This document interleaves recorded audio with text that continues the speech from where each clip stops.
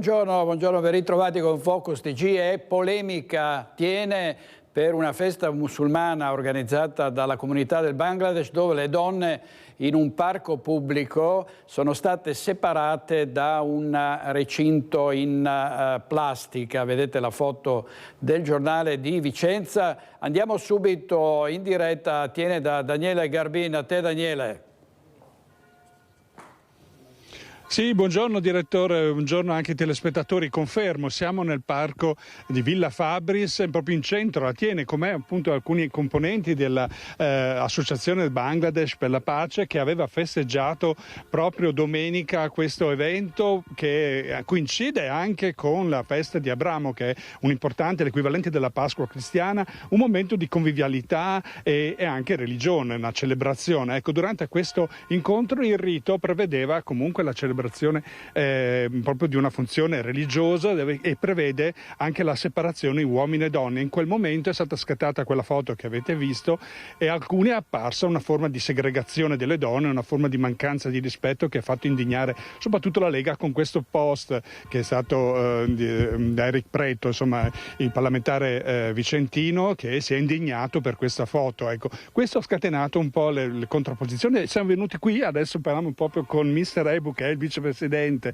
dell'associazione. Come è andata e cos'era questa festa? Buongiorno, era nella festa dell'Abramo, che noi chiamiamo Idul Adha, una preghiera che va fatta insieme con le donne. Nel momento della preghiera le donne devono essere separate dagli uomini, allo stesso tempo possono pregare insieme. 4 cose che chiarisce tutto. Prima cosa, le donne nostre erano consapevoli che la preghiera va fatta così. Se non eravamo organizzati, separati, loro non partecipavano, se non c'era modo di pregare separatamente. Loro non metteva in mezzo degli uomini a pregare, perché la nostra religione si dice pregare mentre la preghiera, pregare le donne separate dagli uomini.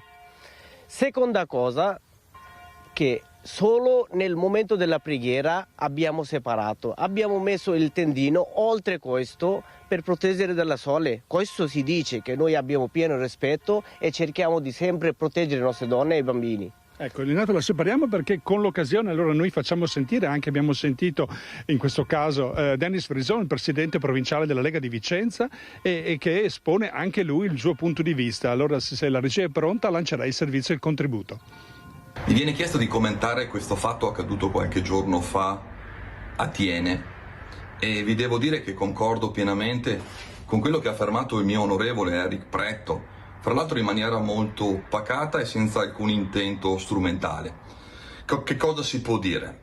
Io farei un'analisi, però al di là del fatto che sono un segretario politico, un'analisi etica, morale, che riguarda la nostra società.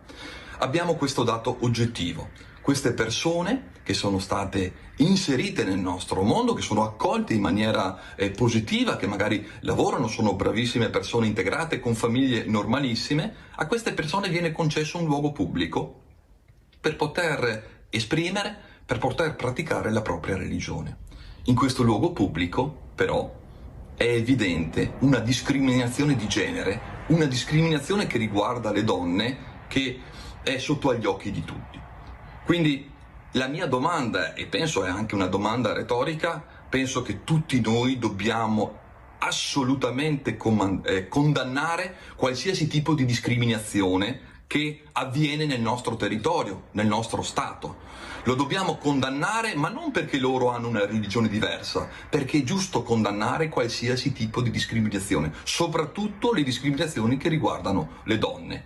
E credo che quando dico una cosa del genere non sia un giudizio di parte, non riguarda né la Lega né gli altri partiti eccetera, ma riguarda una riflessione che noi dobbiamo fare per riuscire effettivamente ad arrivare all'integrazione fra culture diverse sì, ma in uno Stato che deve essere il nostro, in cui tutti, noi per primi ma anche tutti gli altri, dobbiamo rispettare le regole, dobbiamo rispettare anche i nostri valori. No assolutamente a qualsiasi tipo di discriminazione, no alla discriminazione in riferimento alle donne.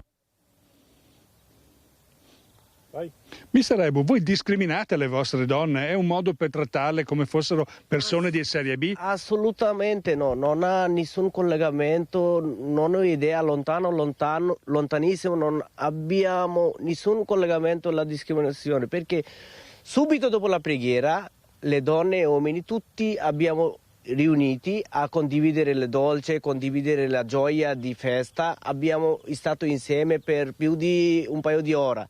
Quindi non lo so chi è stato, la leghisti, non hanno fotografato quello, non hanno visto, hanno sottovalutato anche quello per esprimere solo il loro interesse, perché subito dopo la preghiera che siamo riuniti, quella loro, non lo so, quel momento forse è stato cieco, ma... Abbiamo capito, allora abbiamo anche preso il coinvolto, le vostre ragioni sono state anche viste dal sindaco, infatti adesso abbiamo risentito il sindaco e lancerei proprio il contributo di Giampi Michelusi che appunto sostiene e difende questa posizione.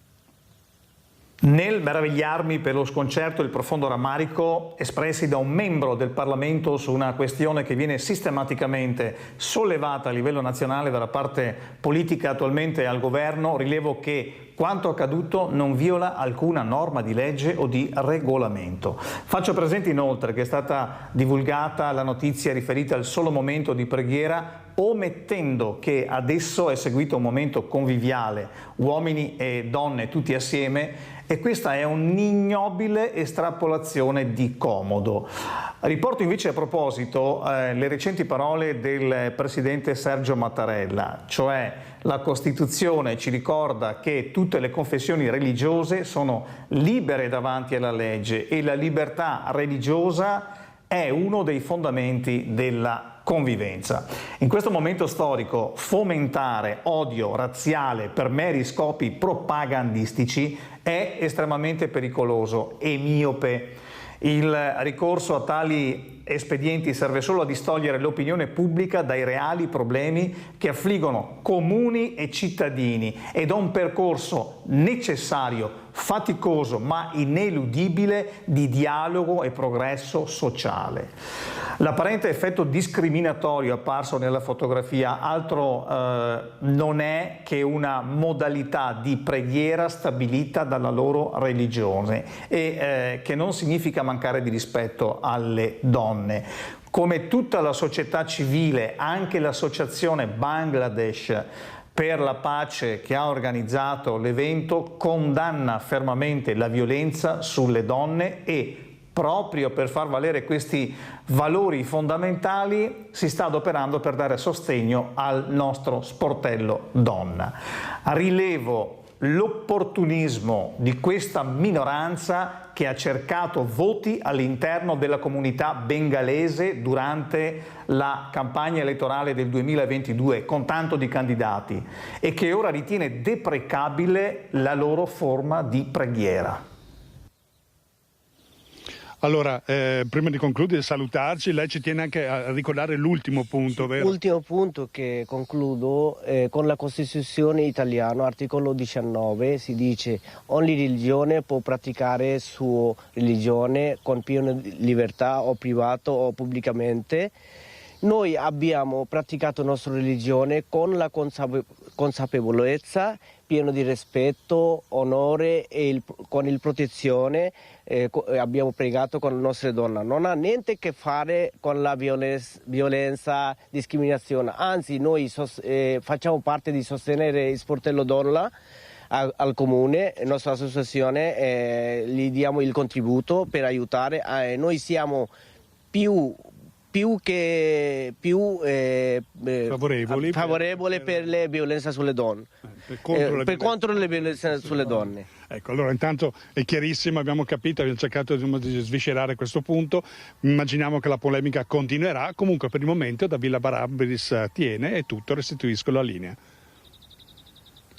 Allora siamo in diretta come sempre, grazie a Daniele Garbino e Alessandro Costacurta che non è Alessandro Costacurta, è Simone Squarcina con Daniele Garbin da Tiene, una polemica che monterà anche ovviamente nelle prossime ore. Adesso andiamo a Padova, vedo collegata Chiara Gaiani da Padova perché per via della Movida, per via delle proteste degli studenti universitari. Oggi ci sarà un incontro importante tra Comune e baristi.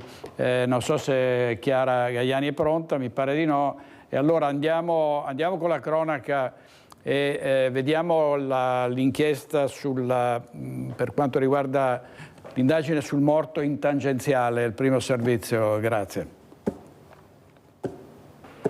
Quando alla questura è arrivata la richiesta di intervento per un uomo che a petto nudo minacciava i passanti con un collo di bottiglia, una volante si è precipitata nel piazzale della stazione.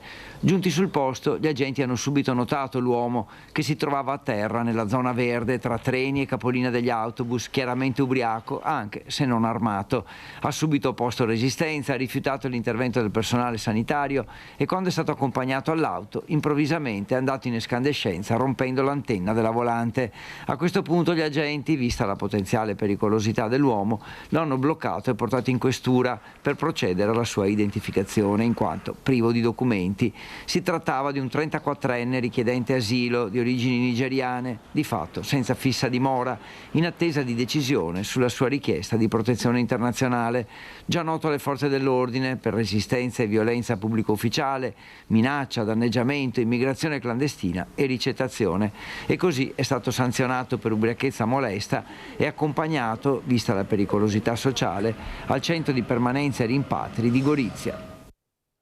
Restiamo a Padova e paura in centro quando un 19enne ha iniziato a mostrare una pistola ai passanti. C'è stato un intervento di emergenza delle volanti della questura.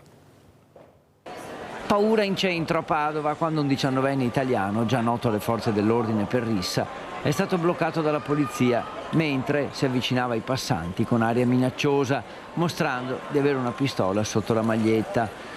Molti passanti che hanno lanciato l'allarme, segnalando che il giovane, con altri 4 coetanei, aveva estratto una pistola semiautomatica e così 2 volanti della questura si sono messe sulle tracce del gruppetto e poco dopo hanno individuato il ragazzo con l'arma, in realtà una pistola ad aria compressa priva del tappo rosso. I poliziotti, con i giubbotti antiproiettile, hanno fermato il ragazzo e sequestrato l'arma. Il 19enne è stato denunciato per porto di oggetti atti ad offendere. Identificati anche gli altri 4 giovani, tutti neomaggiorenni tra i 18 e i 19 anni. Ancora minacce e violenza. È stato trasferito nel centro di rimpatrio di Gorizia un nigeriano che minacciava i passanti con un collo di bottiglia davanti alla stazione. Quando alla questura è arrivata la richiesta di intervento per un uomo che a petto nudo minacciava i passanti con un collo di bottiglia, una volante si è precipitata nel piazzale della stazione. Giunti sul posto, gli agenti hanno subito notato l'uomo che si trovava a terra nella zona verde tra treni e capolina degli autobus, chiaramente ubriaco, anche se non armato. Ha subito opposto resistenza, ha rifiutato l'intervento del personale sanitario e quando è stato accompagnato all'auto, improvvisamente è andato in escandescenza rompendo l'antenna della volante. A questo punto gli agenti, vista la potenziale pericolosità dell'uomo, lo hanno bloccato e portato in questura per procedere alla sua identificazione in quanto privo di documenti. Si trattava di un 34enne richiedente asilo di origini nigeriane, di fatto senza fissa dimora, in attesa di decisione sulla sua richiesta di protezione internazionale. Già noto alle forze dell'ordine per resistenza e violenza pubblico ufficiale, minaccia, danneggiamento, immigrazione clandestina e ricettazione. E così è stato sanzionato per ubriachezza molesta e accompagnato, vista la pericolosità sociale, al centro di permanenza e rimpatri di Gorizia. Questo è un servizio che era già stato dato, quindi l'abbiamo ripetuto, quindi ci scusiamo con voi. Adesso andiamo in diretta da Chiara Gaiani perché vi dicevo prima c'è il problema della Movida a Padova e le proteste degli studenti universitari, per cui oggi un incontro in comune tra l'amministrazione comunale e i baristi che stanno protestando. Sì, direttore, buongiorno ai telespettatori. Ci troviamo con Filippo Segato, che è segretario dell'APE, l'Associazione dei Pubblici Esercizi di Padova, che parteciperà a questo incontro con l'assessore Bressa e l'assessore Bonavina, quindi al commercio e alla sicurezza. Il tema è proprio quello a cui accennavi tu, si partirà da là. C'è polemica in città, c'è fermento tra negozianti e baristi per le continue manifestazioni degli studenti pro-Palestina, con tensioni proprio nel cuore di Padova sul listone. Ne abbiamo viste parecchie nell'ultimo mese, ve le abbiamo anche raccontate. Ecco, questo sta creando problemi, c'è un senso di insicurezza nel centro di Padova che ovviamente tiene lontano le persone, anche molti turisti. Ma sicuramente mi metto anche nei panni di un turista che magari viene a Padova attratto dalle bellezze culturali, artistiche, storiche della città, dall'estero magari arriva e trova il centro storico presidiato dalle forze dell'ordine, manifestazioni con cortei, fumogeni, striscioni, contestazioni, cori e quant'altro. Sicuramente non è un bel biglietto da visita per la nostra città. Sommiamo anche il fatto che gli esercenti vengono da un periodo di chiusure delle strade per i lavori relativi al tram, di riduzione dei parcheggi e quindi difficoltà anche dell'accesso alla città. Insomma, non è proprio un gran periodo, soprattutto per le attività di bar e ristorazione, e quindi si sentono un po' vessate. Alcuni esercenti hanno sottoscritto questa lettera che hanno inviato proprio al prefetto, proprio per segnalare questo stato di disagio, ecco, che si trovano a vivere. Anche perché questi eventi, queste manifestazioni spesso vengono organizzate dall'oggi al domani, quindi anche l'esercente stesso non ha la possibilità di programmare, che ne so, l'acquisto delle materie prime piuttosto che la chiamata dei lavoratori, e quindi si trova magari con i dipendenti lì con le braccia conserte e non sa cosa fargli fare, perché appunto i clienti non arrivano, non riescono ad arrivare a causa di questi eventi. Ecco, sul tavolo ovviamente anche il discorso Movida, ma la Movida soprattutto perché il meteo non ha certo favorito insomma i momenti di incontro all'aperto in questo periodo, ma l'estate sta arrivando. Sappiamo che questo è un tarlo per la città di Padova. Sì, non solo per la città di Padova, il fenomeno della Movida, della mala Movida, come giustamente è stato detto, riguarda tutti i centri maggiori, non solo della nostra provincia ma proprio anche a livello nazionale, e quindi bisogna cercare di contrastarlo, ecco, per quanto possibile, promuovendo invece quella che è la buona Movida, quella garantita dagli esercenti che somministrano ai clienti nell'ambito dei locali, dei plateatici, che alle 22 abbassano il volume della musica, cosa che invece non è la mala Movida, che è composta soprattutto da giovani, giovanissimi, che si portano gli alcolici, super alcolici acquistati chissà dove e li consumano poi sotto i portici, nelle piazze, nelle vie, e quando i locali chiudono, quindi dopo mezzanotte, l'una di notte, cominciano loro a impossessarsi della città con schiamazzi, musica ad alto volume, e poi abbandonano ovviamente i rifiuti, gli escrementi e tutto quello che purtroppo vediamo documentato dai residenti, che giustamente si lamentano perché questi assembramenti di ragazzi fuori controllo creano disagio non solo ai residenti ma anche agli esercenti, ai baristi stessi. Quello che chiediamo alle forze dell'ordine, l'abbiamo fatto presente anche nella riunione che abbiamo tenuto in prefettura la settimana scorsa, è una maggiore presenza o maggiore visibilità, ecco, delle forze dell'ordine sul territorio. Lì dove si vede una divisa, dove si vede una volante, un lampeggiante, magari c'è più difficoltà, ecco, per questi ragazzi di andare a organizzarsi con questa mala Movida. Ecco, chiuderei sottolineando proprio questo, la presenza di giovanissimi soprattutto nelle piazze del centro storico, non solo la sera ma anche nei fine settimana, in particolare nel sabato pomeriggio, con episodi che lo stesso vi abbiamo raccontato, quindi con tensioni tra bande rivali, addirittura con aggressioni che vedono come protagonisti 14enni. Questo vi sta preoccupando molto? Sì, perché è un fenomeno che purtroppo non sta diminuendo, ma anzi si sta sempre più diffondendo, ecco, sia a livello spaziale, quindi coinvolgendo sempre più aree di Padova, della provincia di Padova, ma anche a livello temporale. Se prima erano fenomeni prettamente estivi, magari collegati, ne so, a qualche manifestazione, tipo a eventi, sagre, eccetera, adesso vediamo che addirittura sti ragazzi si danno appuntamento per trovarsi, per poi scatenare risse, eccetera. C'è stato, tanto per citare un esempio, a Pescara l'altro giorno, giorno un accoltellamento di un minorenne a danni di un altro minorenne, quindi vuol dire che proprio la situazione sta sfuggendo un po' di mano, quindi bisogna trovare un sistema per contrastarla prima che sia troppo tardi. Ecco, vedete sul piatto davvero molti argomenti. Ringraziamo Filippo Segato, ringrazio per la collaborazione tecnica il collega Cristian Roque Allende da Padova, linea allo studio, direttore. Grazie molte a Chiara Gaiani da Padova. C'è stato un incendio in un ricovero attrezzi stamattina in via Longon a Monfumo. I vigili del fuoco del distaccamento di Montebelluna insieme ai volontari di Asolo sono intervenuti all'interno del ricovero. Erano presenti 2 auto e un furgone completamente distrutte. Fortunatamente nessuna persona è rimasta coinvolta in questo rogo che ha raggiunto una catasta di legna vicina al box auto alimentando le fiamme. Le operazioni di spegnimento da parte dei pompieri sono andate avanti fino a mattina inoltrata. Sul posto i carabinieri di Castelfranco che sono intervenuti per far luce sulle cause di quanto è accaduto. Momenti di paura, ieri sera poco prima delle 20 in fiamme il tetto del Dipartimento di Fisica dell'Università di via Belzoni al Portello a Padova, è stato evacuato tutto l'edificio.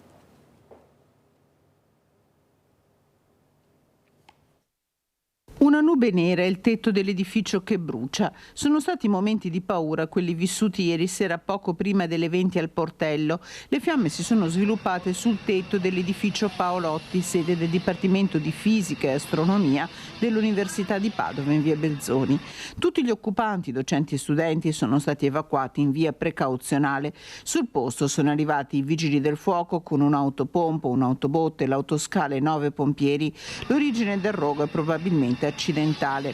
Sul tetto dell'edificio sono infatti in corso dei lavori. Spento l'incendio sono iniziate le operazioni di messa in sicurezza completate intorno alla mezzanotte. Questa mattina i vigili del fuoco sono tornati all'interno del Dipartimento per la verifica dei livelli di monossido che sono risultati regolari, tanto che la struttura è tornata totalmente agibile ed è stata riaperta agli studenti. Allora, vediamo, come al solito i ladri sono sempre in azione e tra l'altro in estate, come sapete, aumentano i furti. Qui c'è un video, vediamo un video del colpo alla lavanderia automatica di via Maninna a Conegliano. Le immagini delle telecamere interne mostrano un uomo mentre sta rompendo la gettoniera.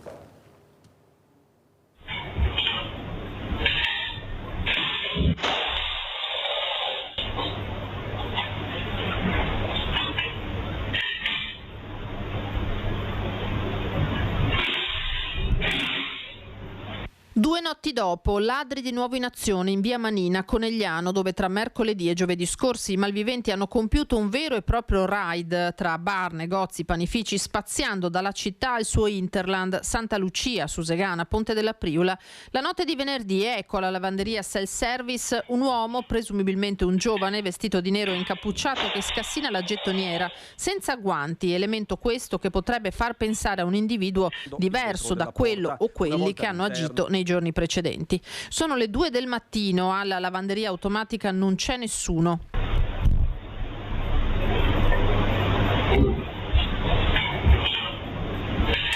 Le telecamere di sicurezza riprendono l'intera scena e testimoniano come le attività della zona rimangano nel mirino dei malviventi. La lavanderia si trova proprio di fronte al bar Popular, dove i ladri avevano sfondato la porta d'ingresso. C'è solo un'impronta sul serramento della porta, diciamo, dove è stata presa a calci, e sul vetro, nient'altro, quindi qualcuno di forte sicuramente. Nella lavanderia automatica i tentativi di intrusione sono stati più d'1. Carabinieri e commissariato di polizia stanno indagando per capire se ci sia un unico filo a unire i vari colpi. E questa era Lina Paronetto. Adesso andiamo da Ilaria Marchiori a Mestre in compagnia dell'assessore Renato Boraso. A te Ilaria. Sì, buongiorno direttore, buongiorno ai nostri telespettatori. Abbiamo vari argomenti qui con l'assessore Boraso, cercheremo di essere veloci. Allora, innanzitutto assessore, una notizia importante perché si torna un po' indietro con il tempo, ovvero la strage del bus di Mestre avvenuta lo scorso 3 ottobre, perché giovedì sarà un'altra giornata comunque importante. Lei vuole fare una comunicazione alla cittadinanza in tal senso? Sì, volevamo ringraziare Rete Veneta perché giovedì in collaborazione con la Procura si provvederà al dissequestro dell'area dove purtroppo è successo l'incidente, quindi verrà chiuso il cavalcavia superiore a partire dalle ore 9 fino alle 15:30 perché sarà presente la Procura con il super tecnico e che assisteranno al dissequestro dell'area di cantiere, perché come voi sapete abbiamo un cantiere in corso per la messa in sicurezza che purtroppo, come tutti ricordate, era iniziato un mese prima del disastroso incidente, però con questo potremo finalmente completare anche quel tratto e la messa in sicurezza con il nuovo guardrail e il rinforzo della struttura. Quindi è un'operazione delicata e avevamo chiesto di poter procedere con il dissequestro. Ringrazio la Procura che ha autorizzato e giovedì approfitto proprio e ringrazio Rete Veneta per comunicare che verrà chiuso il cavalcavia superiore al traffico dalle ore 9 alle ore 15:30. E per quanto riguarda invece gli esiti delle perizie che sono stati eseguiti nei mesi scorsi post incidente, ancora nulla? Confermo, non sono ancora pervenute né la superperizia del superperito Migliorino nominato dalla Procura, né neanche i 2 professori di meccanica che si devono occupare del capire cosa è successo allo sterzo del bus, non sono ancora pervenuti. Ovviamente noi confidiamo nel lavoro corretto e importante che sta svolgendo la Procura e attendiamo da tempo gli esiti e speriamo arrivino presto. Assessore, poi c'è un'altra notizia importante da chiarire, perché da un paio di settimane c'è il tram della linea T2 che è bloccato, c'è stato un guasto importante, si stanno attendendo dei pezzi. Purtroppo il giorno 6 giugno c'è stata una improvvisa super scarica elettrica sul sistema della linea della tratta che fa da Cialdini a Marghera, la T2. Sembra intorno ai 28.000 volts improvvisi, non si capisce, c'è in corso una verifica tecnica tra i nostri tecnici della VM ed Enel perché sono saltate alcune sottostazioni che producono energia elettrica per far funzionare il tram. Quindi ci scusiamo con i nostri concittadini, con chi fruisce della tratta Cialdini-Marghera, ma in questo momento abbiamo dovuto ripristinare da alcuni giorni proprio il sistema con il bus. Ovviamente contiamo nei prossimi giorni di sbloccare la situazione. Ecco, avete visto il tram che sta passando comunque della linea T1, lo specifichiamo perché altrimenti si rischia di far confusione. Siamo nel punto di partenza della T1, mentre è la T2, quella da Piazzale Cialdini a Marghera, che è sospesa. Ecco, cambiando argomento, perché l'assessore Boraso ha anche la delega all'agricoltura, in questi giorni ci sono state alcune polemiche per l'evento che Venezia ospiterà, quello della Coldiretti, una 4 giorni, per la location che è stata scelta, ovvero quella di Riva Sette Martiri, perché ci sono alcuni consiglieri di opposizione che si chiedono il motivo di questa decisione del Comune di Venezia di ospitare l'evento di Coldiretti, non lo vedono necessario, addirittura qualcuno ha insinuato di intrugli, qualche interesse con la Coldiretti. È così, assessore, lei come replica? Ma veramente trovo incredibile, oserei dire vergognoso l'atteggiamento di qualche consigliere comunale, in modo particolare questo consigliere che sta intervenendo in maniera, non so, sinceramente incredibile, addirittura si paventano interessi. Adesso qui veramente bisogna che stiano anche un po' attenti a come si esprimono. Certo, vorrei ricordare a questi signori, questi consiglieri, che è in atto in tutta Italia l'80° anniversario della fondazione della Coldiretti, fondata dall'onorevole Paolo Bonomi, e siamo orgogliosi, lo dico anche a nome del sindaco Luigi Brugnaro e anche dello stesso presidente Luca Zaia, di ospitare a Venezia questa manifestazione. È una manifestazione che nasce in primis per i nostri bambini, per i bambini, perché vedranno proprio il vero chilometro zero, altrimenti ci riempiamo la bocca di sostenibilità e poi di concreto non conosciamo niente di come ci dobbiamo nutrire e di quello che i nostri bambini devono. Quindi saranno grandi laboratori per i bambini, ci sarà qualche animale da vedere, niente di più, niente di meno di tutti gli altri eventi che avvengono a livello nazionale. Sarà una grande festa, ribadisco, sottolineo, per i bambini. Una festa per la città, per il nostro Veneto, e siamo orgogliosi di ospitarla. Certo, qualche disagio nella fase di montaggio delle strutture. Sono andato oggi a sincerarmi un po' di quello che sta avvenendo, invitandoli a ripristinare. C'è stata fatta insomma, di essere attenti e di essere rispettosi della città, ma da qui a far polemiche assurde, incredibili, qualcuno dovrà risponderne anche nelle sedi competenti. Io sono sinceramente stanco di dover rispondere a situazioni veramente incredibili. Noi siamo per realizzare le cose, per farle bene, e questo evento della Coldiretti è veramente un elemento importante non solo per Venezia, per tutto il paese. Grazie all'assessore Renato Boraso, qui da Venezia restituisco la linea allo studio. Grazie Ilaria Marchiori e Sandro Ponchio. Avete sentito, protestano i consiglieri di opposizione, non tanto residenti e commercianti, anche se poi ci sono polemiche anche da parte della città. Vediamo un titolo della Tribuna di Treviso: Castelfranco piange Leonora. Aveva raccontato la lotta contro il tumore. Sui social Leonora Favretto è mancata a 59 anni, la scoperta del male 15 mesi fa, lo aveva chiamato Severino e parlava della lotta su Instagram. È morto purtroppo un noto alpinista, Roberto Di Segna, ed è morto sul Gran Paradiso. Andiamo subito in diretta da Mirko Cavallin.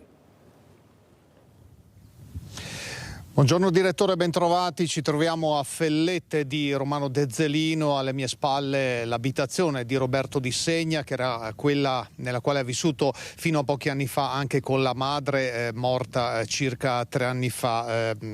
Di Segna è morto ieri, come hai detto, sul Gran Paradiso. Era in cordata con un compagno nella via di discesa dopo aver raggiunto la cima nord. È scivolato per cause che ancora gli inquirenti stanno verificando. Un volo di 300 metri che purtroppo è stato fatale per lui. Persona buona, persona esperta, addirittura istruttore del CAI della sezione di Bassano, istruttore sezionale e anche istruttore di sci di fondo, escursionismo. Già per il prossimo gennaio c'era il suo nome per un'escursione programmata sul Monte Grappa in Valle delle Foglie, e il Monte Grappa è qui in vista. C'è Costa Lunga che si vede proprio da questa casa. La montagna dunque nel segno, nel destino di questo uomo che qui tutti conoscevano, come la famiglia Di Segna era conosciuta.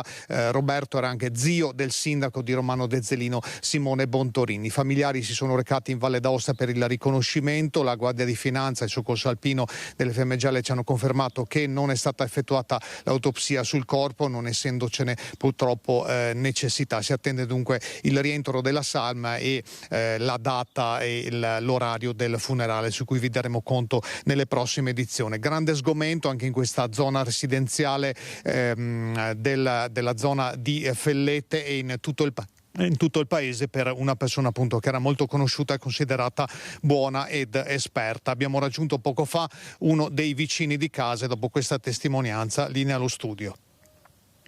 Signor Alberto, vicino di casa della famiglia Di Segna, come ricorda Roberto lei? È una brava persona.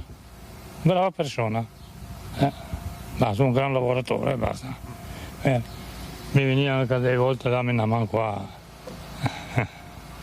tra vicini a casa, buoni amici, ecco. Di carattere com'era? Buono, bene, grazie. No, era una brava persona.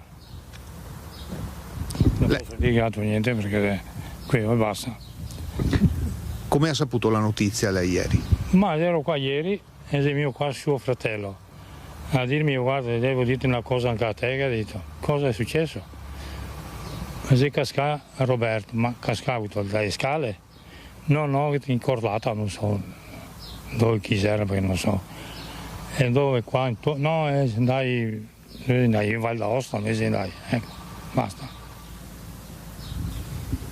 E viveva da solo, giusto? Sì, ogni tanto veniva qua a trovare suo fratello. Ci siamo buoni rapporti, insomma, ecco. La vita non si sa mai come casa è cara. Grazie molto a Mirko Cavallini e a Alessandro Costacurta, nostro operatore della redazione di Bassano e Grappa. In regia oggi Francesco Ceronna e Alessandro Granziera. Andiamo avanti con la cronaca, ancora incidenti stradali purtroppo, e continuano le indagini sul motociclista di 43 anni che è morto in tangenziale a Padova. La procura ha indagato l'automobilista. Omicidio stradale. Con questa accusa la Procura di Padova ha indagato l'automobilista, un 53enne residente in provincia di Venezia, che sabato notte è rimasto coinvolto nel grave incidente stradale in cui ha perso la vita Pierpaolo Salmaso, 43 anni, di Ponte San Nicolò. Le indagini sono condotte in queste ore dalla polizia locale, che sta cercando di ricostruire l'esatta dinamica. Tra le ipotesi al vaglio anche quella che l'auto possa avere in qualche modo tagliato la strada al motociclista nell'immettersi in Corso Argentina. Per questo si sta verificando se ci sia stato un contatto tra i due veicoli. Sul corpo di Paolo Salmaso, padre di 2 bambini, non sarà effettuata l'autopsia. La salma verrà quindi affidata alla famiglia per la sepoltura. Grande il dolore a Ponte San Nicolò, dove Paolo Salmaso era tornato a vivere. Molti messaggi affidati sui social dagli amici. La data dei funerali non è ancora stata fissata. Ieri abbiamo dato notizia di un energumeno ubriaco che nel centro di Schio ha tentato di accoltellare dei passanti. Fortunatamente è stato arrestato prima che potesse davvero ferire qualcuno. Rivediamo il servizio del nostro inviato. Si è scatenato il panico tra i cittadini che hanno iniziato ad urlare "ha un coltello", cioè un uomo con il coltello, allertando gli agenti della polizia locale Alto Vicentino impiegati nel presidio fisso notturno. Il tutto è successo sabato a Schio dopo l'una di notte, quando le persone in fuga hanno indicato agli agenti un uomo che le stava inseguendo. Dopo una breve colluttazione in cui uno degli agenti ha riportato lesioni guaribili in 5 giorni, le forze dell'ordine hanno bloccato il 38enne in evidente stato di alterazione psicofisica, con in mano un coltello con una lama da 12 cm con un'impugnatura modificata per migliorare la presa. Intervenuta anche una pattuglia dei carabinieri di Schio, con gli agenti che lo hanno immobilizzato a fatica, permettendo al personale sanitario di sedarlo e portarlo in ospedale. Nel corso dell'intervento è stata anche usata dagli agenti la bodycam in dotazione, che ha permesso la completa documentazione dei fatti. Agenti che sono intervenuti immediatamente, presenti dal mese di novembre con un presidio fisso nel centro storico nel fine settimana, allo scopo di contenere gli eventuali eccessi della movida. La presenza della polizia locale, che veramente c'è da ringraziare per la disponibilità del servizio notturno, riesce a garantire la forma di deterrenza, quindi impaurire chi vuole eventualmente commettere qualcosa, e poi il pronto intervento in caso se ne rendesse necessario, come è successo purtroppo l'altra sera. L'uomo è stato arrestato per resistenza e lesioni a pubblico ufficiale, porto abusivo di coltello, minacce e oltraggio a pubblico ufficiale, ubriachezza in luogo pubblico. Servizio di Luisa Bertini con il sindaco di Schio. Adesso sentiamo i cittadini. Sarebbe il caso di tenere sotto controllo un po' di più la situazione notturna, in modo particolare, in tutto l'ambito della città. Non solo, anche in centro, ma anche nelle periferie. Cosa la preoccupa di più? Quello di non essere sicuri di andare per strada. È la punta di un iceberg. Sappiamo che a Schio, soprattutto la Movida, ha fatto costringere l'amministrazione a mettere un presidio fisso di polizia locale. Sì, questo lo so. Chiaramente la situazione in centro sta un po' lievemente degenerando, ma credo che sia anche un po' la conseguenza anche dell'afflusso abbondante di gente che viene in centro. E quindi fisiologico o ci si rassegna oppure no? No, assolutamente no, anche perché io abito in centro e quindi vorrei anche sicurezza, e tra l'altro abito da sola, quindi ancora di più. Qua a Schio c'è sempre stato un po' maretta in questo senso, però non conosco l'episodio, per cui non posso neanche... Comunque è un segnale inquietante, per i residenti ci vuole più controllo. Sicuramente, come in tutte le città, insomma, non è una cosa propriamente solo qui di Schio, è un po' in generale. Ultimamente hanno avuto qualche problema di baby gang, di questi atti, diremmo, di vandalismo, che vanno a toccare la sicurezza dei nostri centri storici. È un fenomeno abbastanza diffuso, Schio logicamente non è del tutto esonerato.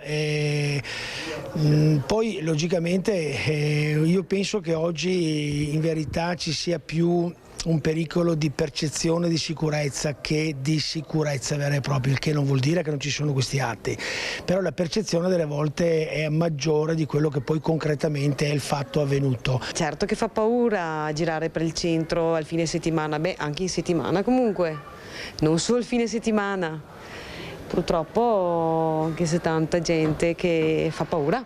Cosa temi di più in particolare?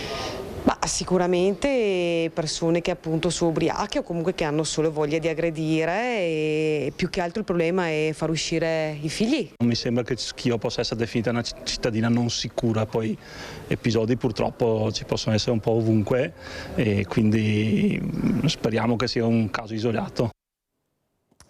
Attimi di paura ieri a Venezia, appunto a San Giuliano, dove un operaio è stato travolto dal fango, è stato soccorso dai vigili del fuoco e messo in sicurezza, non è in pericolo di vita.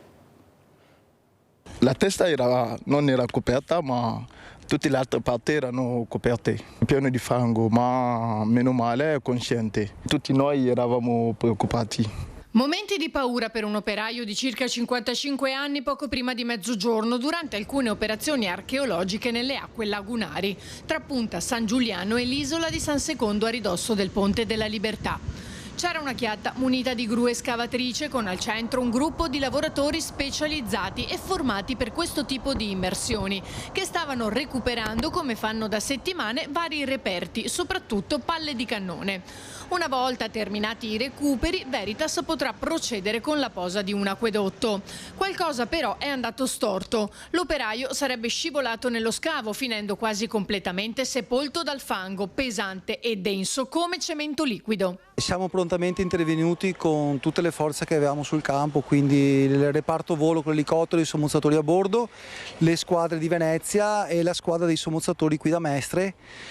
Siamo arrivati sul luogo e abbiamo aiutato i sanitari a estrarre la persona dal fango, che era autonoma, respirava autonomamente, però lamentava dei dolori al costato e quindi non riusciva a muoversi. 3 le barche dei vigili del fuoco, oltre a quelle di Spisa, il polizia locale e i mezzi a terra. Solo tra i sommozzatori si sono calati nel fango 10 operatori. Siamo andati tutti nel fango. Siamo tutti nel fango per tirarlo fuori, sì, assolutamente. Resta fuori? Gran parte del corpo bloccato dal fango che gli era caduto addosso sul lato sinistro e non ce la faceva muoversi. Quindi l'intervento di tutte le forze dell'ordine è stato determinante per portarlo a terra. Poi è stato portato all'ospedale All'Angelo. Andiamo a Padova, dove sono stati aperti dei cantieri strategici per il tram, per la linea SIR 2, la stazione, e per la linea 3 Volta Barozzo. Entrambi rimarranno aperti per tutta l'estate. Piazzale Stazione e Via Piovese, 2 luoghi simbolo dei cantieri del tram per i prossimi 3 mesi. Un periodo estivo, quello con meno traffico e senza scuole, che dovrebbe avere un impatto meno forte sugli spostamenti dei padovani. 2 cantieri che serviranno per preparare le strade per l'installazione delle rotaie e per le corse del tram. Significa che verranno realizzate le vie di corsa e tutta l'infrastrutturazione che serve.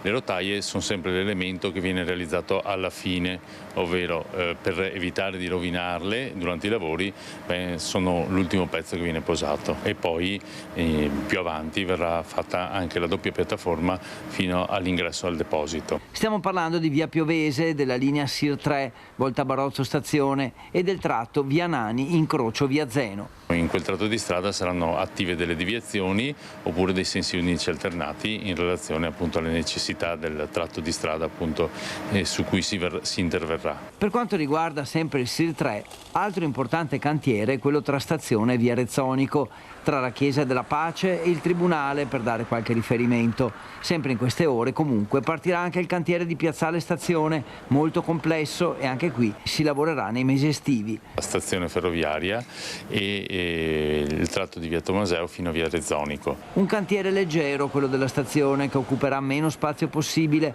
per ridurre le interferenze con il traffico pubblico e privato. Il secondo è quello di via Tomaseo. Nel tratto che va da Viale della Pace fino a via Rezzonico è già chiuso, c'è solo una corsia di transito per il parcheggio e per girare attorno all'isolato. In stazione, per la precisione, il cantiere aprirà entro un paio di giorni. Intanto è stata potenziata la cartellonistica che spiega i lavori e le modifiche alla viabilità, e il parcheggio Metro Park sarà gratuito per i primi 15 minuti per dare la possibilità a chi arriva in zona di districarsi con più facilità e lasciare la zona della stazione senza incorrere in blocchi o divieti.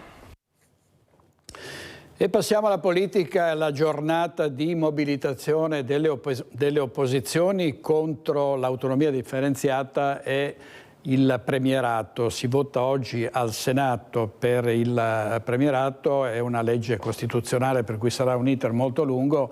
Si voterà in questi giorni, probabilmente già domani, se non dopodomani, sempre alla Camera dei Deputati, in questo caso per l'autonomia differenziata. A quel punto il DDL Calderoli diventerà legge. Ma oggi una grande mobilitazione, vi dicevo, di Partito Democratico, Movimento 5 Stelle, Alleanza Verdi Sinistra contro l'autonomia, chiamata Spacca Italia, in piazza a Roma anche Schlein, Conte e Fratoianni. Invece venerdì 21 giugno ci sarà la manifestazione della Lega con Matteo Salvini, Luca Zaia e Alberto Stefani in difesa dell'autonomia differenziata a Montecchio Maggiore alle 19 del venerdì 21 giugno, quindi questa settimana. Sul confronto tra Fratelli d'Italia e Lega, anche in vista delle presidenziali del 2025, sentiamo un servizio di Christian Arboit. Io le posso dire che natura non faccia il saltus. Penso che nel 2014 Renzi aveva il 42% in Veneto, nel 2019 Salvini ha fatto il 49,5% in Veneto, nel 2024 Fratelli d'Italia al 38%. Io l'ho sempre detto, la vera sfida è tenere i voti, non prenderli. Più che una fotografia del voto, sembra quasi un messaggio agli alleati meloniani, quello di Luca Zaia all'inizio di una settimana che si preannuncia caldissima da tutti i punti di vista. Non solo c'è il ballottaggio in 16 comuni del Veneto, ma c'è pure la partita per l'autonomia con la manifestazione contro il DDL Calderoli organizzata dal Movimento 5 Stelle nelle prossime ore a Roma e la contromanifestazione della Lega indetta per venerdì a Montecchio Maggiore, iniziativa che Fratelli d'Italia giudica legittima, ma di fatto dal sapore elettorale. La Lega è un partito identitario che ha nell'autonomia uno dei suoi cavalli di battaglia, quindi non mi sorprende che faccia una manifestazione in un comune dove ha un candidato sindaco che va al voto, che tra l'altro è consigliere regionale, quindi nulla di strano sul fronte. Manifestazioni i partiti legittimamente le fanno, a prescindere di cosa accade in Parlamento. Devo anche dire che il nostro partito, la Lega, ha fatto manifestazioni tante al punto tale per l'autonomia che oggi stiamo discutendo in Parlamento grazie alle nostre manifestazioni. Non penalizza l'autonomia la manifestazione, ma la valorizza ancora di più. Ma noi non abbiamo bisogno di rivendicare nulla, è nei fatti. Cioè, il primo Consiglio dei Ministri che vede entrare l'autonomia differenziata è il Consiglio dei Ministri del 2 di febbraio del 2023. Il Presidente del Consiglio Giorgia Meloni, a dimostrazione che noi quando promettiamo qualcosa ai veneti, ma in generale a tutti gli italiani, poi sappiamo mantenerla. La polemica è quindi strisciante, con Andrea Ostellari che ne fa una questione più territoriale che politica. Quando si parla di autonomia si deve avere ben chiaro qual è l'obiettivo. L'obiettivo è quello di rappresentare i veneti, non è quello di rappresentare una parte dei veneti. Oggi è in corso il vertice trilaterale tra i ministri degli interni di Italia, Slovenia e Croazia in prefettura a Gorizia, dove sarà fatto anche il punto della situazione sui controlli ai confini. Ne ha parlato, e lo sentiamo adesso, il presidente della regione Friuli Venezia Giulia, Massimiliano Fedriga. Ricordo che ieri c'è stata un'altra strage di migranti, 66 dispersi al largo della Calabria dopo la tragedia di Cutro.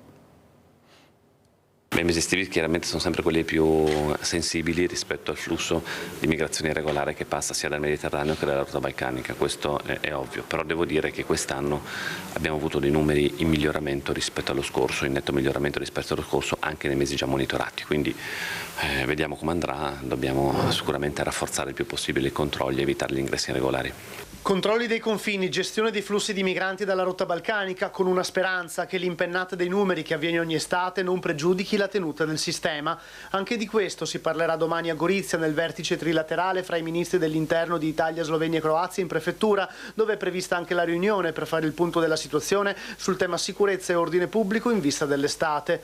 In regione infatti arriveranno anche nuovi rinforzi delle forze dell'ordine per presidiare soprattutto le aree turistiche del Friuli Venezia Giulia. Questo ovviamente sarà il Ministro che farà l'ordine del giorno del tavolo di domani. Ci incontreremo ovviamente sicuramente per discutere della collaborazione, soprattutto perché poi ricordo che c'è il trilaterale, appunto, oltre il Comitato Ordine e Sicurezza di Gorizia faremo il trilaterale con Slovenia e Croazia per ovviamente rafforzare la collaborazione. Questione di giorni invece lo sgombero del Silos di Trieste. Per quanto riguarda il Silos c'era un allontanamento con relativo trasferimento di chi è presente irregolarmente in quella struttura, dove verranno portati in struttura dove potranno ricevere l'assistenza, non come avviene al Silos, e quindi su questo penso che sia un passo avanti importantissimo dopo decenni di abbandono di fatto di quell'area. Per quanto riguarda il resto è chiaro che la possibilità di fermare gli ingressi regolari comporta anche la maggior possibilità di trasferimenti dal nostro territorio, perché vuol dire che negli altri territori le strutture sono libere, quindi possono essere utilizzate per trasferire chi è entrato regolarmente alla nostra regione. Sta di fatto che migranti arrivano a Lampedusa, arrivano in Calabria, ma ne arrivano tantissimi a Trieste attraverso la rotta balcanica, cioè Slovenia, e direttamente poi in Friuli Venezia Giulia. Molti di loro si sono finora rifugiati nei silos triestini, una situazione di massimo degrado. Adesso questi silos vengono chiusi e i migranti vengono spostati in un campo scout. Vediamo. Anche voi avete manifestato la vostra preoccupazione per il Silos e per lo stato di benessere delle persone. Che cosa è emerso da questo incontro? Ci sono elementi di rassicurazione e poi c'è questo sgombero che così però molte volte non lo si vorrebbe chiamare. No, il prefetto ci ha tenuto molto a chiamarla chiusura, non sgombero, e io spero che proprio di questo si tratti. Cioè, lui ci ha molto rassicurato sul fatto che ci sono già dei posti, 85 se non sbaglio, 85 posti già pronti all'ex ostello su per poter ospitare questi migranti in arrivo, mentre invece quelli che sono presenti adesso al Silos verranno smistati verso altri centri di accoglienza in altre città italiane. Non c'è stata una data per questa operazione che dovrebbe avvenire nel Silos ancora? No, lui auspica che venga fatto il primo possibile, però non ha assolutamente dato una data. Ha detto che questo potrà avvenire solo quando tutto sarà predisposto.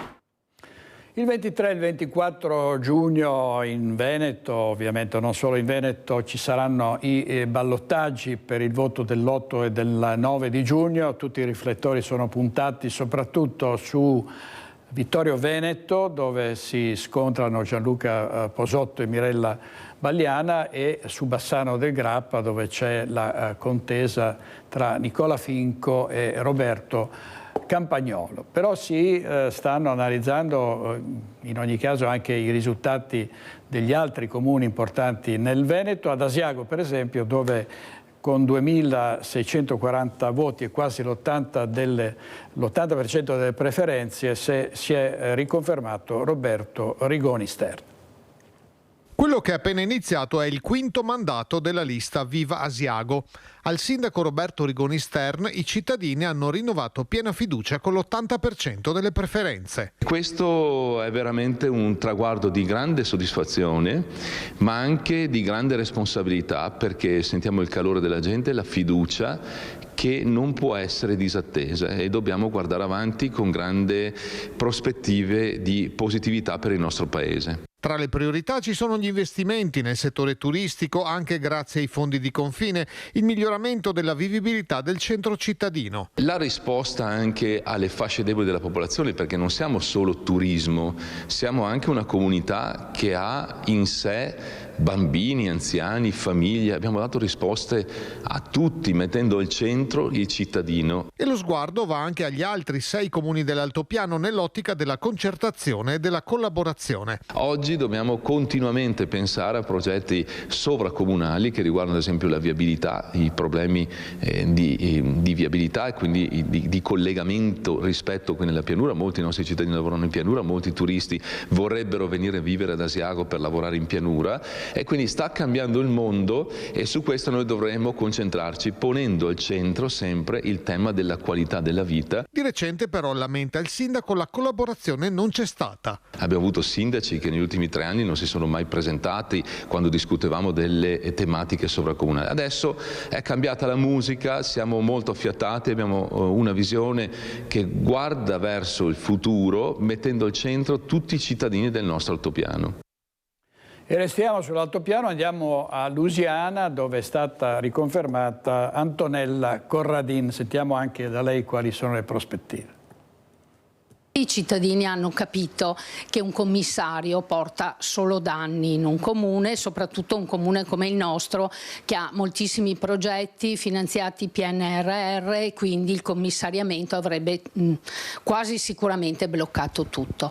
Così, con un'affluenza alle urne del 60,42% che ha scongiurato il commissariamento del comune, essendoci una sola lista in corsa al rinnovo dell'amministrazione comunale, Antonella Corradin è stata riconfermata alla guida di Lusiana Conco con il 100% delle preferenze, 2022 voti. Ora per la sindaca e la sua squadra l'obiettivo sarà quello di portare avanti quanto fatto nel precedente quinquennio e lavorare per rinforzare il comune altopianese fresco di unione.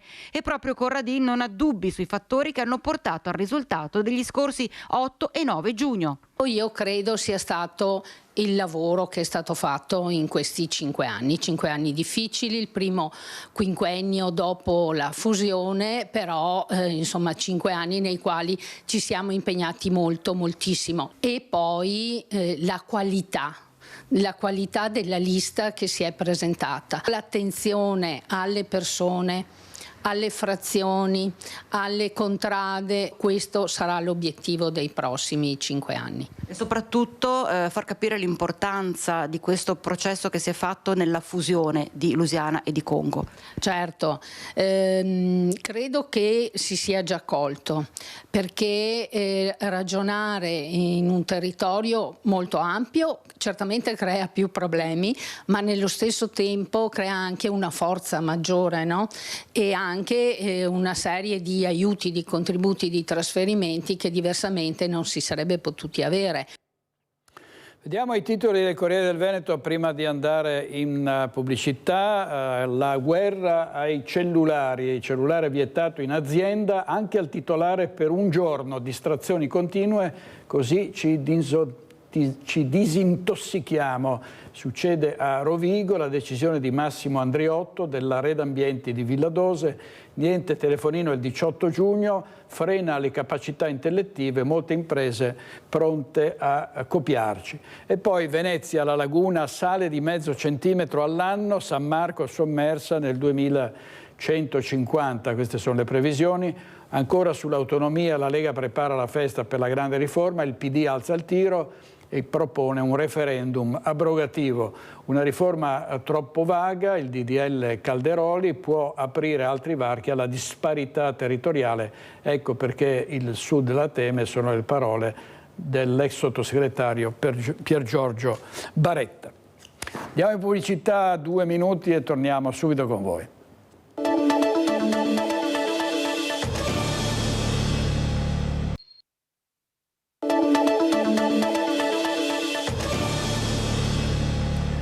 Giorni di alta tensione per l'autonomia differenziata ed il premierato. Oggi la manifestazione alle 17:30 a Roma delle opposizioni contro il DDL Calderoli. Sentiamo cosa ha detto sulle riforme il sindaco di Treviso, Mario Conte. Allora, Mario Conte, autonomia. Oggi è una giornata importante, non solo perché si scende in piazza, ma perché in Parlamento arrivano i passaggi fondamentali. Sì, è una svolta epocale, la svolta della responsabilità dei territori, perché ricordo sempre che autonomia significa maggiore responsabilità per coloro che ricoprono il ruolo di amministratori e hanno la responsabilità di ben amministrare i denari dei propri cittadini. Quindi coloro che si sentono deturpati in realtà temono la responsabilità. Oggi questo Paese non sta andando benissimo e l'autonomia non c'è. Noi siamo convinti invece che l'autonomia sia la ricetta per far ripartire questo Paese all'insegna del buon governo dei territori, delle regioni e delle città. Allora, scendere in piazza serve? È servito? È sempre stato così, si scende in piazza per protestare, si scende in piazza per sensibilizzare, si scende in piazza per ribadire l'importanza di una svolta epocale come quella dell'autonomia. Quindi bene ha fatto il nostro segretario Alberto Stefani a chiamare a raccolta tutti coloro che credono nell'autonomia, leghisti e non, per dare una spinta decisiva a questo governo che porti avanti uno dei punti programmatici elettorali. Sul premierato cosa ne pensi? Il premierato è un altro passaggio importante, però io credo che prima di tutto debba venire l'autonomia e non deve essere motivo di baratto o di ricatto politico. Quindi si va avanti con l'autonomia esattamente come era stato promesso in campagna elettorale dalla Premier Meloni. Ecco, ma lei non ha qualche timore nel momento in cui dovesse essere attuata questa autonomia? Lei dice presa di responsabilità, però da parte di tutti, anche degli amministratori locali. No, assolutamente. Le responsabilità sono alla base dell'operare degli amministratori certamente veneti, ma penso di tutta Italia. Io dall'osservatorio di ANCI posso dire che ci sono bravissimi sindaci in tutta Italia con caratteristiche diverse. Qui in Veneto le responsabilità non ci spaventano. Ricordo che io rappresento 560 sindaci, cioè tutti i sindaci del Veneto hanno i conti in ordine, non c'è un comune in dissesto, in predissesto finanziario, quindi abbiamo dimostrato sul campo che sappiamo ben amministrare il denaro pubblico. Dina Paronetto ha intervistato Mario Conte, sindaco di Treviso e presidente dell'ANCI Veneto. Vediamo l'annosa storia del Tribunale di Bassano del Grappa, cittadella giudiziaria che è pronta da anni, ma per problemi politici, burocratici, i bassanesi sono costretti ad andare a Vicenza. Vediamo il servizio. Un progetto condiviso, approvato dai cittadini e dalle categorie produttive per confermare ancora una volta il ruolo di Bassano del Grappa nel territorio che va dal Vicentino alle province di Padova e Treviso. Il Tribunale della Pedemontana prosegue sui binari che dovrebbero portare alla conclusione dell'iter per la rinascita del Palazzo di Giustizia.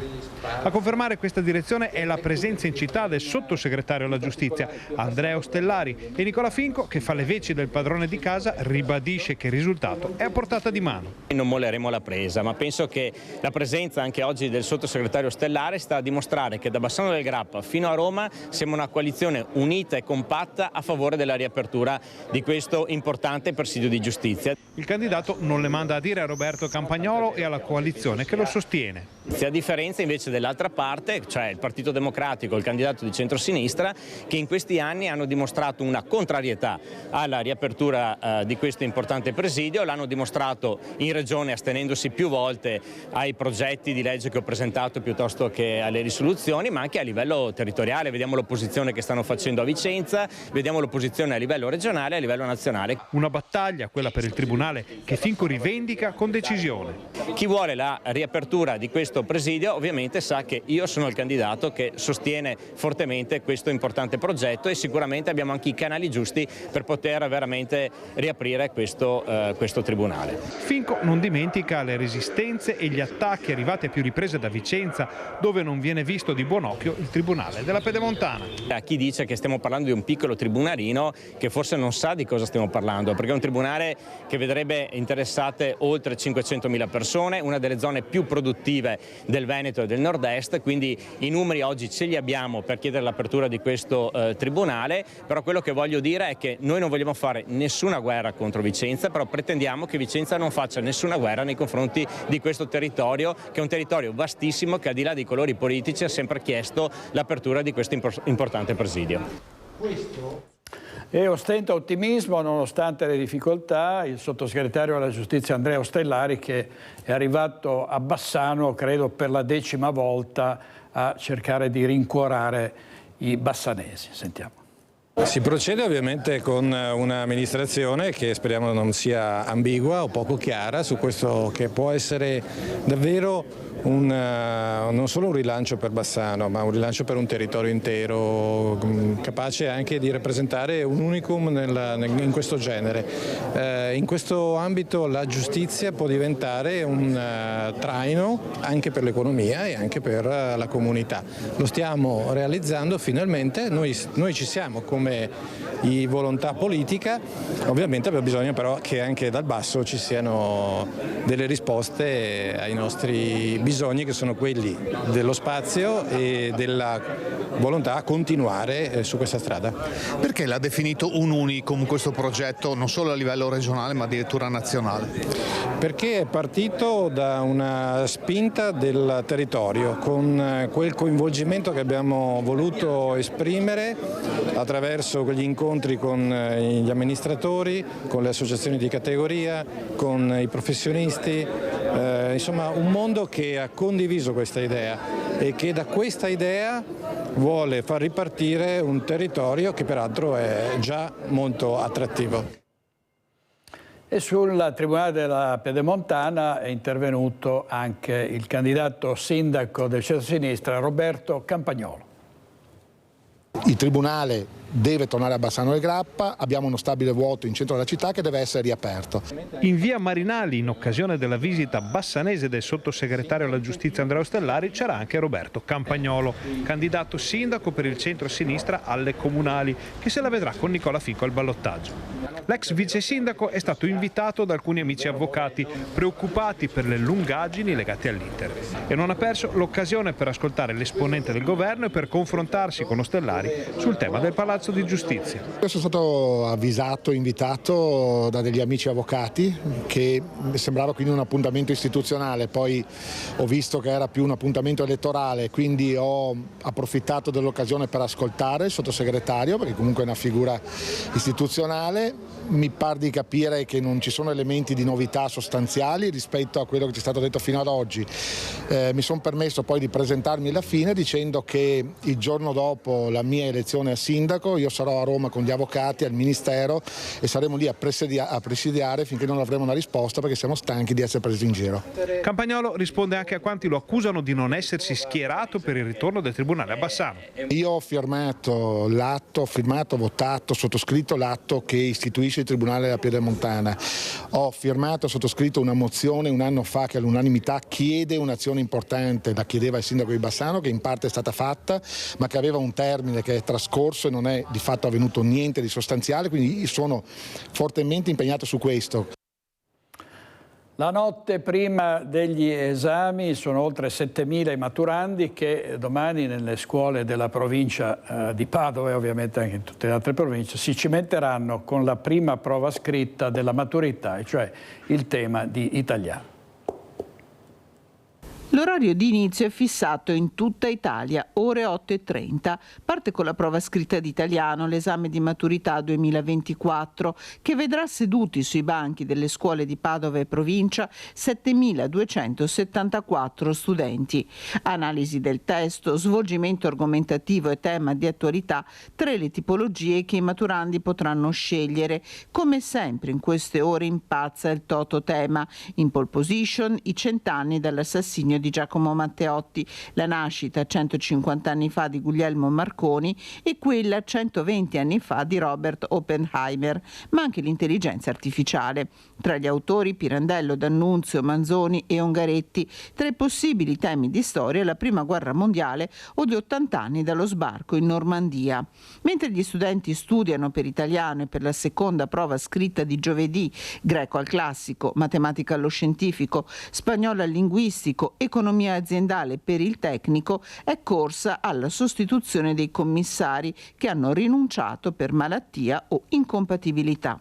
E in queste ore si guarda anche al meteo. Le prove si terranno infatti nei giorni della prima ondata di calore del 2024. E noi siamo a Treviso, e cioè le foto di tanti uomini, di tante donne che rappresentano questa città, che sono state mostrate nel cuore del centro storico. Tra i testimonial c'è anche Sabrina Salerno. Siamo in Loggia dei 300 a Treviso, parte oggi l'iniziativa Noi siamo Treviso, siamo con Sabrina Salerno, buongiorno e grazie per la disponibilità, e con il sindaco Mario Conte, naturalmente immancabile a questa manifestazione, a questa iniziativa solidale, lo ricordiamo che è la 5ª edizione. Sabrina, sempre pronta quando ci sono iniziative solidali, lo sappiamo, ed eccola qui presente. Perché proprio come è scritto in questo volantino, lascia l'indifferenza al buio. Tutti noi nel nostro piccolo possiamo fare qualcosa e quindi è importante partecipare a questo tipo di cose, perché comunque sensibilizzano, aiutano, e voglio dire, e poi è per qualcosa di molto importante. La ricerca pediatrica è veramente fondamentale. Ecco, rispetto agli scatti che le hanno fatto, quale emozioni, cosa vuole far percepire anche sia con la sua presenza che con il suo volto, perché qui parlano i volti? Sì, io credo che negli scatti di Giovanni ci sia veramente l'intrappolare un attimo del tempo. Sono cose, le fotografie, soprattutto in bianco e nero, sono magiche ed è bellissimo dare l'opportunità di essere fotografati intanto da un grande professionista che ha tantissimo talento nei ritratti, avere questo ricordo di catturare, e poi se si fa anche qualcosa di utile è molto molto più affascinante farlo ed esserci, quindi è importantissimo aderire. Venite qua, fatevi fotografare, comprate la vostra foto, perché serve ad aiutare una causa molto molto seria e importante. Lei è anche abituata a farsi fotografare, chi magari è più restio cosa può dire?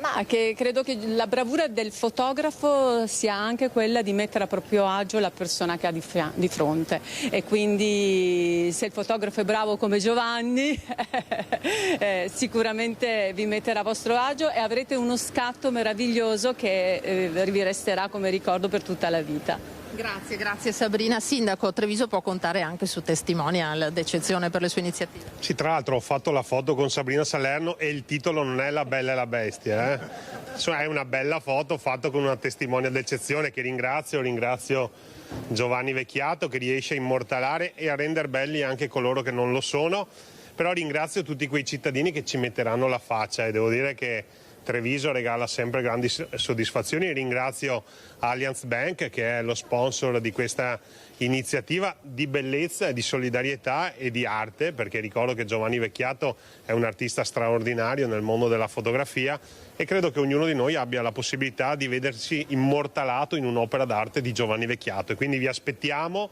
per fare del bene e per fare anche del bello. Allora, del bene, lo ricordiamo, alla città della speranza di Padova, la ricerca pediatrica. Giovanni Vecchiato è stato chiamato in causa più volte, venga qui, si faccia vedere, eccolo qua, bravissimo. Un appello allora ai trevigiani, senza remore. Sì, Noi siamo Treviso si conferma il 5º anno, un progetto sociale, solidale, documentale con l'uso della macchina fotografica, e di anno in anno stiamo raccogliendo veramente del materiale straordinario che consegneremo ai trevigiani del futuro per raccontare quella che è stata Treviso in questi anni attraverso i ritratti dei loro cittadini. Grazie a tutti, grazie naturalmente per la disponibilità. Noi da Loggia dei 300 proseguiamo il nostro lavoro, intanto di nuovo linea ai colleghi dello studio. Grazie a Lina Paronetto. Restiamo nell'ambito della comunicazione, parliamo di una storica radio di Treviso, cioè Radio Veneto 1, che è a rischio chiusura, e il titolare Roberto Ghizzo, assieme al suo avvocato, fa scattare una denuncia nei confronti dello Stato per riottenere i contributi negati dal 2017. Radio Veneto 1, emittente storica di Treviso, si trova in serie difficoltà economiche. Fondata nel 1975 da Roberto Ghizzo, la stazione il prossimo anno compie 50 anni, diventata un punto di riferimento per gli ascoltatori veneti grazie alla sua programmazione variegata e alla sua dedizione alla cultura e alla cronaca locale. Ora potrebbe chiudere. Negli ultimi 7 anni l'emittente ha affrontato una crisi senza precedenti. Il declino è stato accelerato dal taglio dei contributi da parte del Dipartimento per l'editoria della Presidenza del Consiglio dei Ministri, un sostegno che si è ridotto anno dopo anno fino alla completa interruzione. Fondi che al momento attuale gli sono stati negati. Perché gli sono stati negati? Perché hanno applicato delle normative sbagliate. Una volta gli era stato negato perché avevano applicato una legge diversa, un'altra volta perché era stato applicato un articolo diverso, ultimamente perché stanno applicando dei principi che non sono quelli previsti dalla normativa.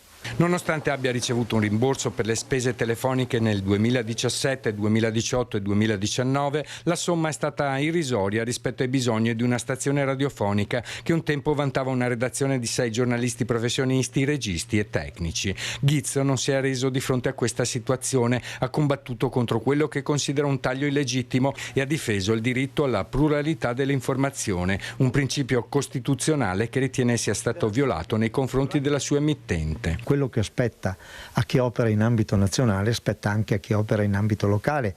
Sto cercando di difendere il posto di lavoro a dei ragazzi che meritano di lavorare e sto soprattutto cercando di avere quello che ci spetta per legge. Ghizzo ha deciso di intraprendere azioni legali per ottenere chiarezza e giustizia con una denuncia per omissione d'atti d'ufficio. La denuncia a chi l'avete indirizzata?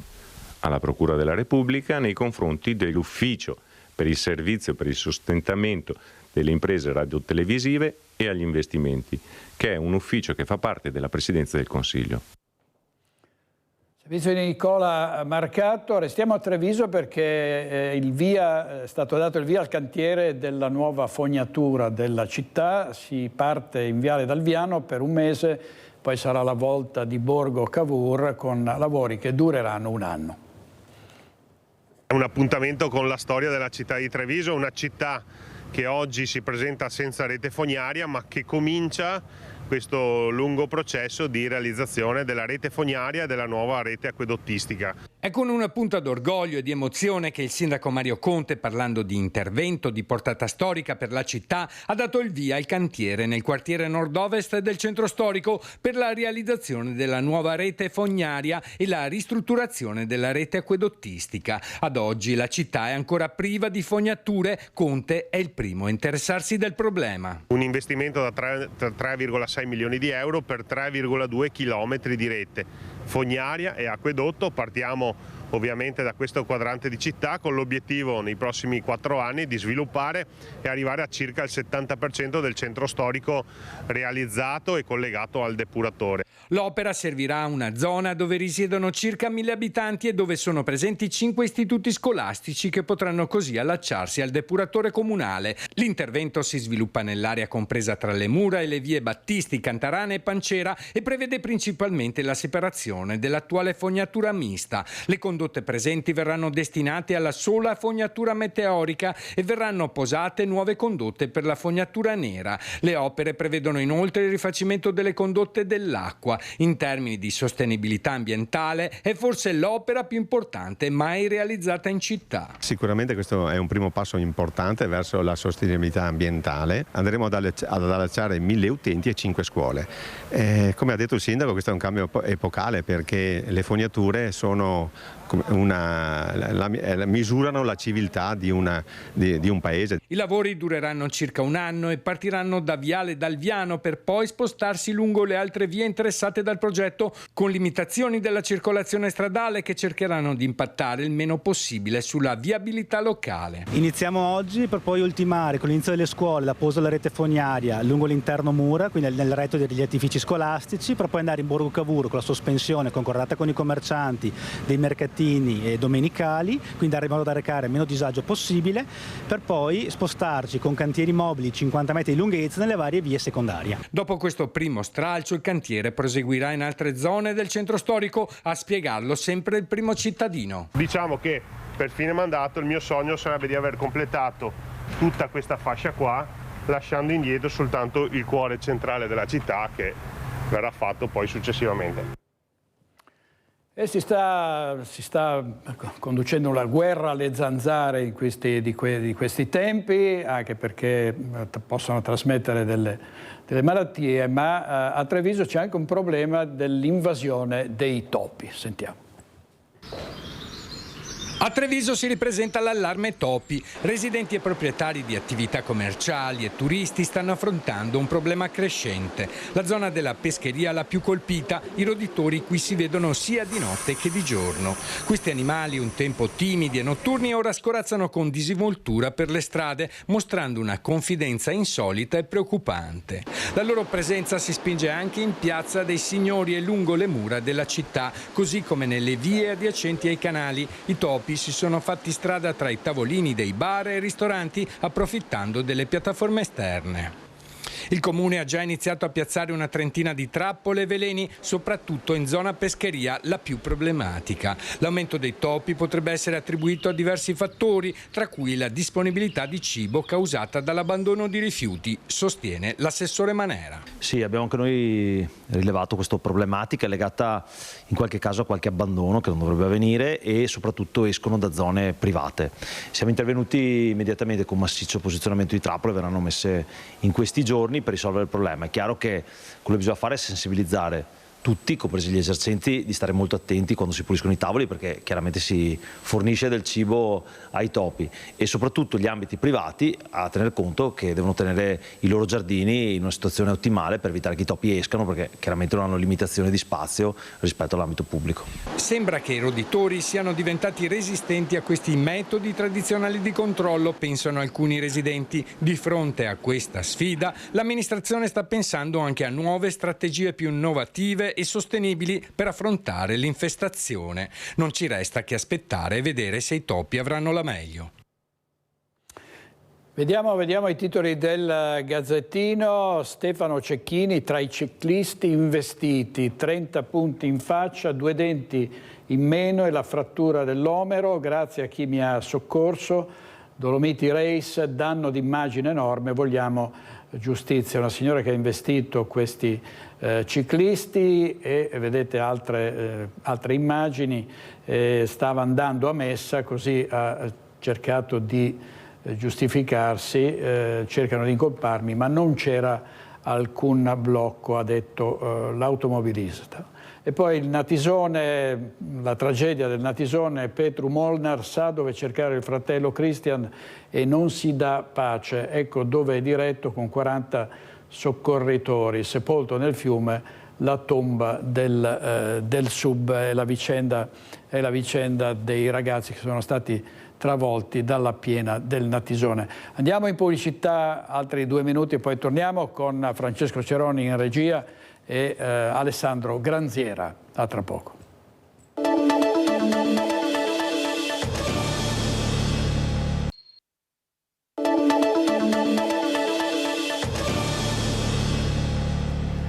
È stato fatto il punto a Treviso sulle liste di attesa e sull'accesso alla facoltà di medicina e chirurgia, ancora a numero chiuso, e l'occasione è stata la presentazione e l'inaugurazione della nuova sede dei corsi di laurea a Treviso dell'Università di Padova. 4 aule per 341 postazioni, di cui una stanza altamente tecnologica con 58 PC.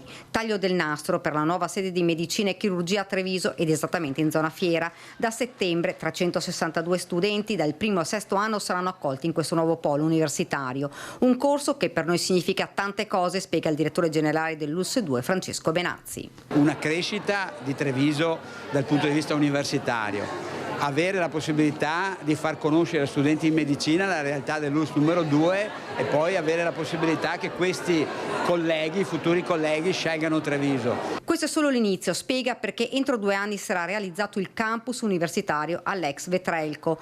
Tanti giovani studenti che hanno partecipato alla cerimonia, molti di medicina, altri iscritti ai corsi di prestazione sanitaria. In totale sono oltre 1200 studenti. Occasione questa per tornare a parlare delle liste di attesa, ridotti i tempi, ha spiegato il presidente della regione Luca Zaia. Stiamo recuperando, visto e considerato che le dico che la categoria dei 30 giorni un anno fa a giugno aveva 128.000 persone in attesa di un appuntamento. Oggi in questo istante vi annuncio ne ha 17.000, quindi vuol dire che la nostra squadra, il nostro team Veneto sta veramente lavorando alla grande. Considerate che non si trovano medici, in Veneto ne mancano 3.500 e in Italia 50.000. Botta e risposta sul numero chiuso alla facoltà di medicina e chirurgia, impensabile aprire completamente, spiega la rettrice dell'Università di Padova Daniela Mapelli. Non parliamo di numero chiuso ma numero programmato. Programmato cosa significa? Che bisogna programmare e può essere modificato di anno in anno proprio in base alle esigenze della richiesta di nuovo personale medico. Noi negli anni abbiamo aumentato moltissimo il numero di accessi a medicina e chirurgia. Fino a pochi anni fa avevamo 320 posti, adesso sono più di 600, per cui l'abbiamo veramente raddoppiato. Si tratta veramente di programmare, aprire completamente con le regole di qualità della didattica che ci sono ad oggi è veramente impensabile. Non reggeremo più la qualità richiesta non soltanto nel nostro paese ma a livello europeo, ha terminato la rettrice. Il problema è già stato risolto, perché dal prossimo anno non ci sarà più e ci sarà una selezione con lo sbarramento, esattamente quello che accadeva in passato all'università. A Venezia diverse associazioni hanno aderito ad un doppio flash mob in corrispondenza degli ingressi delle 2 sedi principali della Biennale per chiedere ancora una volta il cessate il fuoco a Gaza.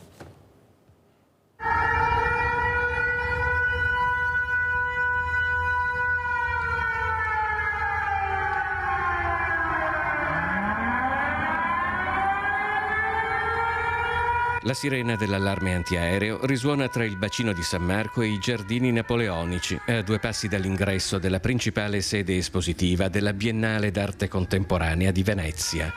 La stessa scena si ripete poco distante in fondamenta dell'Arsenale.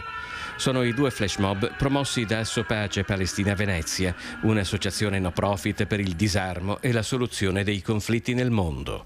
Questa guerra sta andando avanti da oltre 8 mesi, ha già fatto 40.000 morti, sono morti, ci sono decine di migliaia di bambini morti, decine di migliaia di bambini che sono orfani, decine di migliaia di bambini che sono disabili a causa dei bombardamenti e di questa guerra che in realtà è la conseguenza di un'occupazione, non di un conflitto fra 2 entità. Ampia l'adesione dal gruppo Emergency ai sanitari per Gaza, alle donne per la Palestina di Vicenza. Si è trattato della replica di un'iniziativa analoga che si era tenuta sempre agli ingressi della Biennale nei giorni della preview. Da allora sono trascorsi circa 2 mesi e la drammatica contabilità del numero di vittime di questo come di altri conflitti, ricordano i manifestanti, non ha fatto altro che aumentare tragicamente.